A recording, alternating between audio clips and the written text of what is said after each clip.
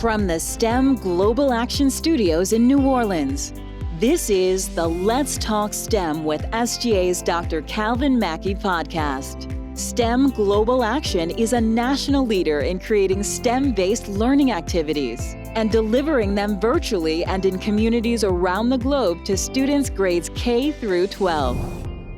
Hello and welcome to STEM Global Action.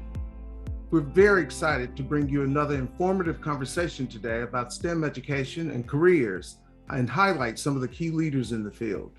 I'm Ken Sain, your moderator.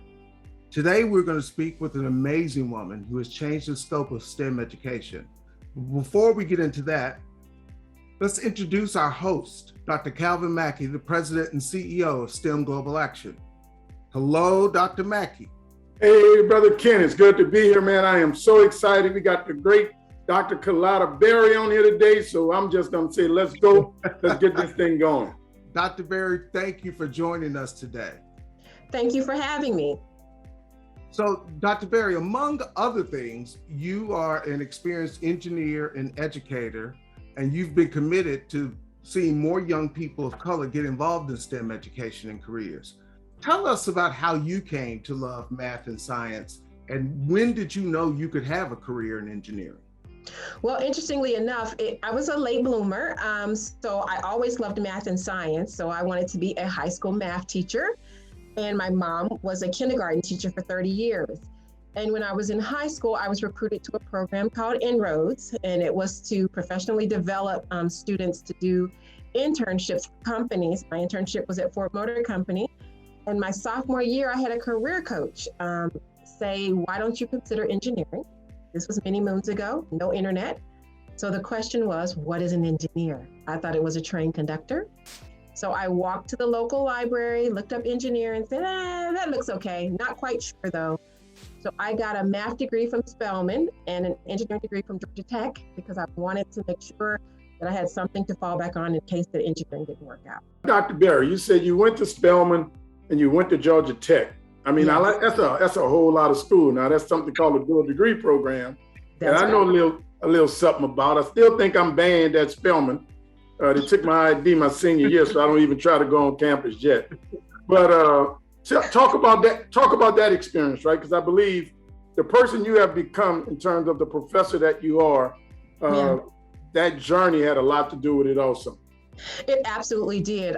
I was a pretty shy kid in high school, and I like to say that Spelman made me into the woman that I am today.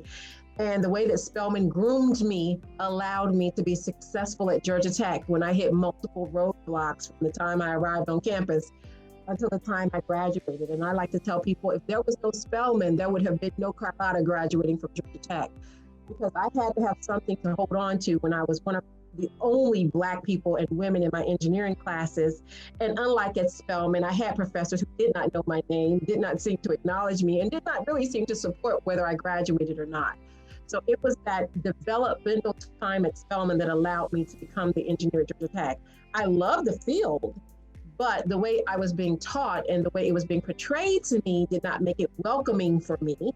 But I persisted. Nevertheless, I just decided with my 2.5 GPA at Georgia Tech that I'd get my PhD and teach engineering a different way anyway. So, I mean, what you just said is so rich, right? Because I'm going somewhere with this. I'm sorry, Ken. I'm going somewhere with this because, you know, you got there. I was going to ask you what's the difference, you know, in attending Spelman and attending Georgia Tech, and you spoke to it. But like you know, I went to Morehouse and I went to Georgia Tech. That's why I was so excited to talk to you, because both of us are dual degree graduates. And if there was not a Morehouse, you know, I say I've been born 3 times in my life, through my mother, through my creator, and through Morehouse College. If there wasn't a Morehouse that had given me this birth, right, this confidence, I don't know if I would have even made it, you know, the next 8 years and 3 degrees through Georgia Tech. But once I became a professor, right, because you talked about being a student in high school and En-ROADS, you talked about Spelman and Georgia Tech. Now, we've had some interesting conversations, and we engaged in a whole lot of movements about what it means and what it feels like to be a Black faculty member in an academy, especially in STEM. Can you speak to that?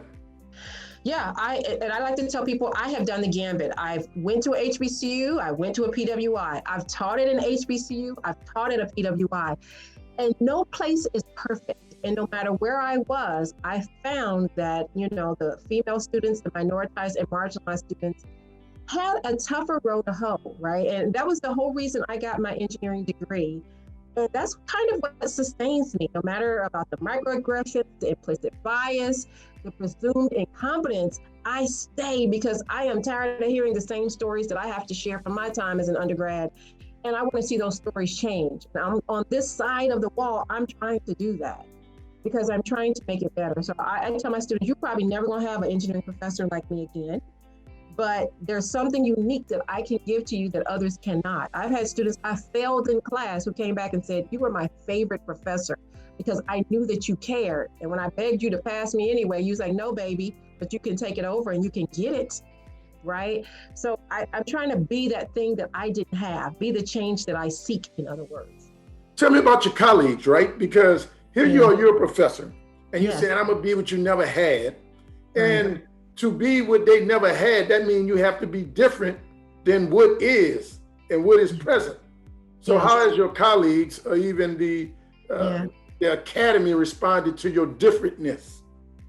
Interestingly enough, I'm at a small school. It's in Terre Haute, Indiana. It is obviously predominantly male and predominantly white. It actually was an all-male school until about 20 years ago. So I am the only Black woman faculty member on campus. I am also the first Black woman tenured and promoted to full on campus. But because it's a teaching school and I purposely picked one, most of my colleagues are also really invested in the students and care a lot about the quality of education and teaching. But what I think makes me more unique and stands out is there's a way I connect with the students and a bluntness that I speak with that some students do, other faculty may not. And it's not just to Black and brown students, but it's to all students. I just tell them straight up, you got to get your act together. Are you trying to get across that finish line or not? Because you need to do it by any means necessary. Because when they are struggling, those are the ones I connect with because that was me, right? And so I think what makes me different is the way that I am forthright and will talk to the students. It's the Midwest, so there's a certain kind of social graces, but I'm from the South. And I just shoot it straight. And my colleagues seem to appreciate it. I don't know if they would tell me otherwise, but I think it works for the students regardless. I do have a lot of students who said that it's only because of me that they made it to graduation, because I was able to have those difficult conversations with them that others may not. You said, and I wanted to get there. Like you said, you had Rose-Hulman that's primarily an education. It's an undergraduate institution. It is. And I was a professor at Tulane for 12 years, which is primarily a research institution. Right. And I never forget it, all of the Black and brown kids and many of the white kids would line up outside my door. And my colleague asked me one day, what are you telling them in there? And I said, you get in line because you need to hear it too. Yeah. And this is another thing. I have students who are sent to me, Black students. I'm the NASB advisor. And I have students being sent to me, Black students, female students from civil engineering, chemical engineering, mechanical engineering.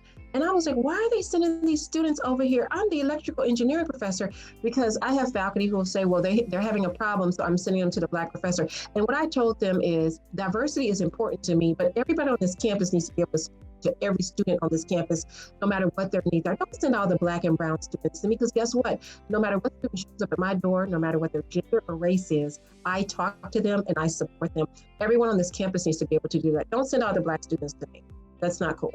Because that means you don't care enough to try to figure out what's wrong with them. You just go see Dr. Berry, she'll help you. Not appropriate.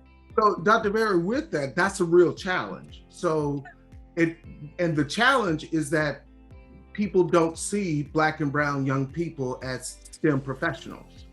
Right. So what are some ways that you think we can change that perception or normalize the situation where Black and brown young people are seen as STEM professionals belonging in that room?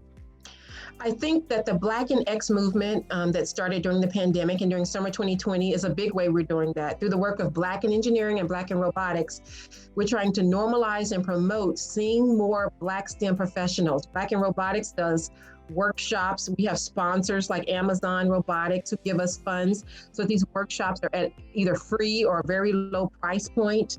Being actively engaged on social media, making YouTube videos, ideally in the future, publishing books, television shows, and movies. so that, when we see a MacGyver on TV, MacGyver could be a Black woman, right? So I think that is also important. I'm actually working with a group of colleagues right now, and we're writing a fiction book series about Black women engineering PhDs. And it's just about their lives, just so that students can see them as normal. Kids can see them as, hey, they get up and put on shoes 1 foot at a time, just like we do. But I think we have to do more to get our faces out there so people stop thinking Gilbert and Sheldon when you say the words engineer. It could be, we can use Captain America. The new Captain America happened to be a Black guy, and I kind of know that sucker. And he got vibranium and a red tail rope, Right. robot. So, we can use that. But again, piggybacking on that, right? And that's good. All right. Put it in books, put it on TV. Yeah. But you said something. You said, I'm the only Black woman faculty member on campus. Right. Now, in 12 years, I'm the first and only African-American ever tenured in the history of the College of Engineering at Tulane University. I mean, I used to tell people, I used to have Black faculty meetings, and I was the president, vice president, janitor. I was the treasurer. I'd get up, go get a drink, come back. I just, we talking to ourselves. You wore every hat. I wore every hat, bro. I will say this though, in my school's defense, there are 5 other Black and African and Caribbean faculty. They're just all men. I'm the only woman. But I have a diversity program I started called Rose Building Undergraduate Diversity, Rosebud. It's an NSF STEM program. But what I like to tell the administration is, I love that we focus on diversifying the students, and we are doing a better job with that. However, the students are transient, the faculty are here. And what retains those students is seeing faculty who support them. We need some role models at the faculty level and at the administrative level. All of the administrators are typically white males. Our students want to see, a woman in leadership. We did have a vice president at one point, but she's no longer here. But, we have to focus as much on diversifying the administration, faculty, and staff as we do the students. It's just as important or more. Yeah, now Dr. Berry, now let's get real, right? Ken is here because they know me. Ken is he's the one that supposed to hold me down. Now, I came out with my PhD in 96. You came out a little bit thereafter. We've been having this conversation about 20 years. Mm-hmm. All right, we've been having this conversation. My PhD advisor was a Black woman, Dr. Carolyn Myers, and I asked Dr. Myers. Yeah. She was a president at where? Norfolk State, and then she was the president at Jackson State. Yeah. I met her one time. Yeah. I still have a stiletto in my back, so. Literally, I got a stiletto in my back. But, when I was leaving, I said, these issues, these diversity issues, I remember she used to tell me the story about when she became a professor at Georgia Tech, they didn't have a women's bathroom. And she would have to go Hidden Figures. She had to go to another building, right, to go to the bathroom. And I said, I'm thinking about making STEM outreach like my career. I said, do you think I can make a living doing STEM outreach? And she said, yes, because we haven't solved that problem. I mean, I've been at it 30 years. So if you let, you're so right. So now we're talking about 50 years, right? And the things that you're saying, hell, the administrators know we're having conversations that have been had 40 years ago.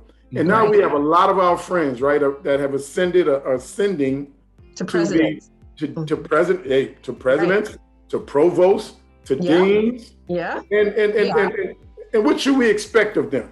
I expect them, now that they are in the room, to make a change. And I know it's not easy, because I know if they rock the boat too much, they may be out of their job as quickly as they got it. But I expect to see some change, right? I think they need to be able to speak to some of this. Otherwise, what's the point? And I think you're right, because last year, ASEE, the American Society of Engineering Education, was online, and it made me sick to sit in sessions listening to current Black and brown grad students talking about their negative experiences and going, man, I've been hearing these stories for 20 years, enough of this already. But if you're only ascending to the ivory tower top to benefit yourself, you're doing it wrong, right? I like to live by, to whom much is given, much is required. If I'm now a provost, vice provost, president, or dean, and I'm just doing it for me, you don't need the job. It's not worth you having. We can't be crying, we need that diversity up there, and we got you up there, and you ain't doing jack for us. That's, and I remember talking to someone, and they said, well, I wanted to be president, and I got the president. I realized the power was at the board, and I'm like, oh Lord.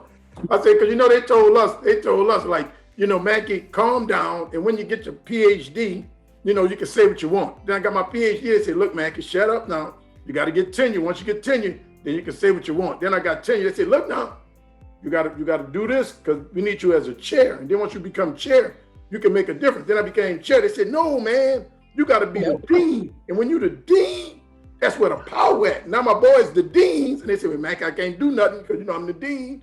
Then they became the provost. I said, look, dog, you used to bring me in when you was a professor. You used to bring me in when you was a chair. Now you the provost, you can't bring me to the university. Man, I can't bring you in there. Now they presidents. And I'm like, oh, Lord, the more I talk to them, the dumber I get. Because they don't realize, almost, maybe somebody needs to take a pill. Maybe somebody needs to take a bullet for the movement, right?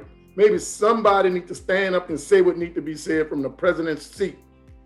Because and then when we see the change, other people will do it once they see it happen. That's why people like, do you want to be an administrator now that you're a full professor? I don't think I do, because I was told when I got to full, I could finally do my bucket list items. My bucket list items are Black in robotics, nowhere STEM and it's educational. I'm doing that stuff now. Am I going to be able to do that if I'm an administrator? I don't know. Well, that's part of the game, right? They keep taking you from where you could do your most work or your most powerful work. Yeah. Under the guise of giving you a title and a position, and the title of the position tie you down and keep you. I used to sit at Tulane University. In 12 years, I taught 14 Black kids. And I used to see little Black kids walk down the street. I used to ask the question, why don't they know me? Yeah. What am I doing here? Thus, that gave me the whole platform to create STEM Global Action, to increase the voices of people like you and put more people like you and me and other people out in the ether, so our children, the parents, and the larger society can see us and know that we exist. Absolutely. One of my saddest things was I had such a hard time at Georgia Tech, and later on I met Gary May and found out Gary May was there the whole time I was at Georgia Tech, and I never met him. So I never had a Black professor. No, I take that back. I had one Black professor when I was at Georgia Tech. I was in electrical and computer engineering. But he was gone after that year. And I'm like, why didn't I know Gary May? A lot of people talk about his guidance and his mentorship helped them get through Georgia Tech. And I'm like, I was on the struggle bus. Why didn't I know him? It's a point where there's not one faculty member that everybody's got to go to because that person's going to pull you to the other side. That one Harriet Tubman. And we need a whole community. We need a whole Wakanda in the community, on campus. No, but I think it does. It has to happen at that one university where people see that impact is working, and then other people will try to model it. Black in Engineering has a call to action that my school is currently using to try to make a strategic plan for diversifying engineering education and to become an anti-racist institution. And I just think we got to see somebody do it right so that everybody else will want to follow it. It's got to become more than lip service. So my question, Dr. Berry, is there a model that's out there? Is someone doing it right? Is someone doing it well that can be highlighted and built upon? I don't know who they are. I'm not saying there's not. I don't have anybody to shout out right now. I would say no. I would say absolutely. There's nothing that exists, right? Yeah. Okay. And that is, and that is the problem. I talked to a lot of my buddies who are now presidents, and I lost tenure. And they're still telling kids, you go, you get your PhD, you got a job for life. And I'm like, man, I lost tenure. And Dr. Greg Washington, who's the new president of George Mason, he said, but look what had to happen for you to lose tenure, right? And the blessing of me losing tenure is that now I'm the PhD whisperer. Yeah. I mean, now I can say, I'm free. I can say what I want to say and say it as loud as I want to say, such that they got to respond. I mean, and that's what they need, right? As long as, my grandmother told me, she said, baby, if you want a buffalo, don't go to a petting zoo. See, as long as everybody at the petting zoo, right, they good. But if you got a fool out there screaming, like, I'm a real buffalo, come on out here. Yeah. And they can't say, I don't know, right? That's the deal. They can't, Because you did it. You do know. Yeah. I've been there, done that, bro. I got tenure. And the system needs to change, and it needs to change. Here's the truth, and you know this, Carlotta. That's why I love what you said about all students. I mean, my white students still to this day love me and say I was their best professor. Yeah. STEM and STEM education, you know, at the college level, it's messed up for everybody. I mean, it strips the soul out of everybody. It's just that some people are better prepared to make it through it soulless, and people like you bring back that soul, that human side. I keep saying we're human beings, but we're human doers. Engineering education is set up just to create doers, and what Spelman did for us was that it took care of our being. Right. And I think you're right. And I think sometimes, you know, I tell my freshmen about this, is what is an engineer? It's about more than math and science. It's about designing solutions and problems to make the world a better place. The human is in the loop, whether you want to be a biomedical engineer or electrical engineer. And we're sometimes using that in this gatekeeping and this weeding out through physics and calculus and all of that. It's about a human being that wants to change the world. And if that's what you want to do, I can get you through calculus. If you have that passion, that determination, that diligence, I'll get you to physics and calculus. But you can't use that human aspect of engineering and make it so sterile that it runs people away, in particular, those marginalized and minoritized people who may have picked it because they want to change society or make their place a better place. Dr. Berry, I want to know more about the Black and X movement. And is there a role for STEM professionals like yourself, Dr. Mackie, and others in that movement? Absolutely. The whole reason it was started because of, number one, the George Floyd killing was what brought attention to it. And then the Black bird watcher in Central Park, Christian Cooper, was racially profiled and had the cops called on him by Amy Cooper, no relation. And after that, Black Birders Week was founded, and that's kind of the birth of the Black and X movement. Although there were other organizations like Black in STEM, that Vanguard in STEM that had been around for many years. And it became an explosion of all of these Black academics and STEM professionals and, you know, others who really wanted to support each other. We are so isolated, like one here in Indiana, one in Michigan, one at Tulane, that it was a way for us to come together on social media and amplify our work. And so the Black and X movement is now this umbrella term that we use for all these, not only just Black in STEM, but Black in STEAM. We have Black in swimming, Black and disabled in higher education. So it's not just STEM anymore. We call it STEAM X, extracurricular, sports and all of that. And we had a conference this year, and we do these things to support each other now to increase our visibility, because we're using the internet as a normalizer so that people can see. And we can't have people saying anymore, I couldn't find a Black engineering professor to recruit. Well, that's a lie, because you could go to Twitter and probably find 100 right now. So there should be no more of that. We're just unicorns. We don't know where they are, and we're hidden. We're now visible figures. And social media has brought us together, but having a platform, having a call to action, speaking to some of the ways that we can be supported. Some things Black in engineering have even talked about is having like cohort hiring, right? Looking at not recruiting one Black person to your university, but maybe a team of 2 or 3, so that they are feeling supported and not treated as trailblazers and, you know, or pioneers and having to go through some of those negative things, because they're coming together as a cohort. It was, I was in his Twitter exchange, and I want to send prayers out to Dr. Mark Lamont Hill. Lamont Hill, he went to Morehouse too. I mean, he's having some health challenges, and but he was on Twitter the other day, and he said, you know, getting a PhD is easier than, you know, becoming a football player, you know. And so everybody was commenting. I was like, I don't know, bro. You might want to quantify that, because, you know, every year there's about 300, you know, young men drafted.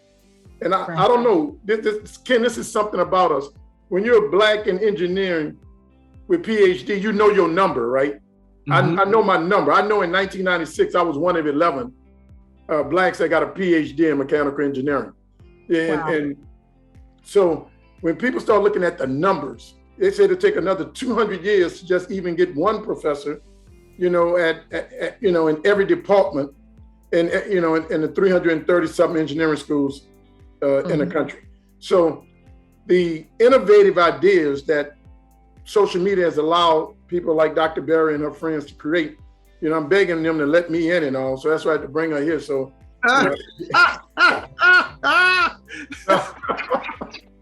you know, I want to be in the Black and X movement. I'm Black and I got an X, you know what I mean? You're one of the cool kids. The problem we're having is that the movement is continuing, but because a lot of us are in academia, it's really hard because you got to chase that holy grail of tenure and retention.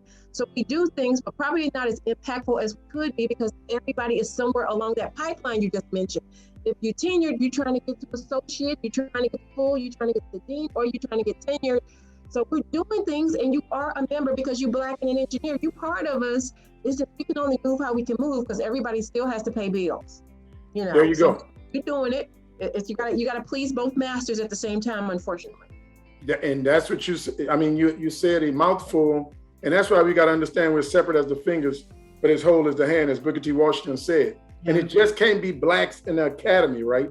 We got to find Blacks in corporate America. We got to find Blacks just out here running their mouth like me, and bring us all together. Absolutely.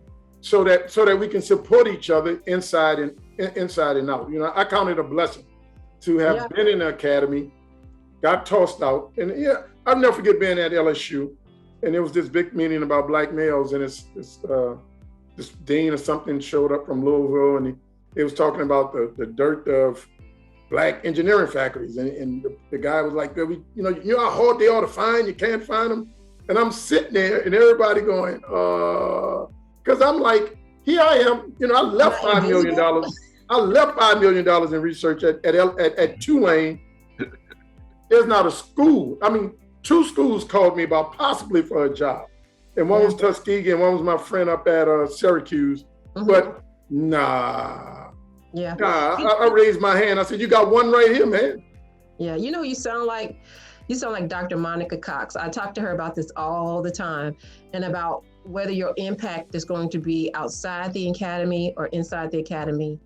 And can we be on both sides fighting the same battle? I talk to her.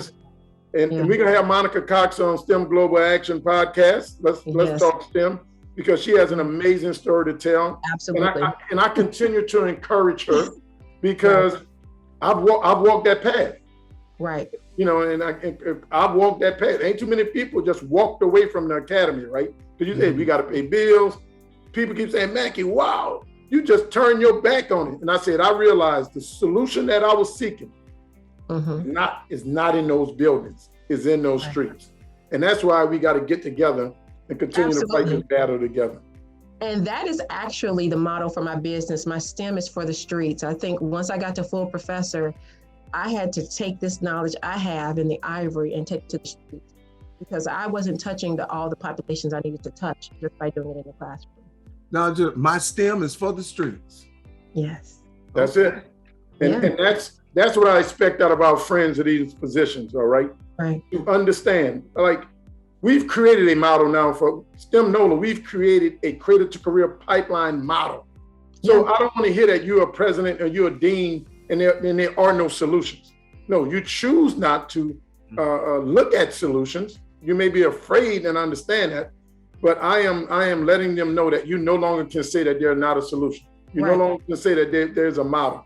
And instead of coming to me talking about let's pilot, I say we've engaged nearly 100,000 kids. What are you gonna pilot? There's nothing else to study. Mm-hmm. And at some point, we got to free ourselves from those institutions that otherwise control the purse strings and make us go in a certain way and away from the passions and the desires of our hearts.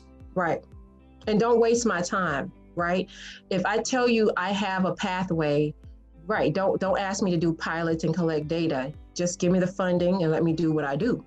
Because that's what they came and said. They said, if you evaluate your program, we might give you some money. I said, how about I give you some money not to come back and talk to me? I mean, if you got all the money, why don't you come evaluate it? I'm not gonna use my money to take programming dollars off the table from the kids to prove to you that it's working when the kids in the community know that it's working. And those are, and getting back to our friend, that's why we got to have voices. We got to have whisperers in this movement to call what is, and not be afraid of the ramifications. I think the ivory tower is very stagnant and slow to change, and they keep doing what they've always done with definition of insanity, and they're wondering why they're not getting different results. I'm trying to show you a different way, and you still don't want to hear it. You guys, just to wrap up, how do you all stay excited for the future of young people in STEM education and careers? What keeps you going? For me, it's them. I love it, especially the work I'm doing with Black and Robotics right now. It was so hard for me. I do these workshops and I advertise, and then mostly non-Black kids show up. Kids of professors show up, kids of engineers show up. So I try to do some non-traditional things this time by recruiting on Twitter, on Facebook, getting relatives' kids, going through some of the alumni networks at HBCUs, Spelman, Morehouse, etc. And I finally had some Black and brown kids show up. And it was just so exciting to see them being able to do things that I've been giving to other kids for years. And they could do it and seeing that light turn on. So that's what inspires me, is when I give back and I can see it in them. Dr. Mackie, we'll let you have the last word. In the 21st century, our children are going to have only one or three options. Either they're going to take something, break something into, or make something. If we don't give them the skills and the education and the inspiration and the motivation to make something, like make a living, make a life, make a difference, that's only going to leave them with the two options that we see on the news every night. Dr. Berry, we have upward of 100 to 200 people showing up and for our events consistently, and that's part of the solution that STEM Global Action has brought to the table that institutions and people like yourself can use. Because like you say, we are, you're in there, you're doing your research, you're trying to take care of your responsibility because that's who you are. And it's going to take other people to come up with solutions to make sure that your impact can be spread to where it need to be spread. My daddy taught me you can't shake the tree and rake the leaves, son. You shake the trees, I'm gonna rake these leaves, and we're gonna make some jelly that we can spread to kids all over this country. That's my promise to you, and that's what keeps me excited because our communities need us, and we need them. I like to say we have to teach kids to be creators, not just consumers of technology. They over there sitting on a video game all day. Show them how to make a video game. Create a video game.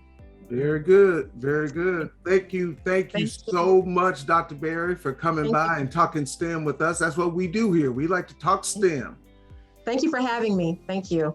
Thank you, Dr. Mackie. Thank you, Dr. Mackie. Thank you, sir. And thank you all for joining us for this latest episode of Let's Talk STEM. Come back and see us soon. You've been listening to a STEM Global Action podcast. Through our STEM-based programming, we put students on a path towards quality jobs in science, technology, engineering, and math. Visit us at www.stemglobalaction.com. Until next time, let's keep talking STEM.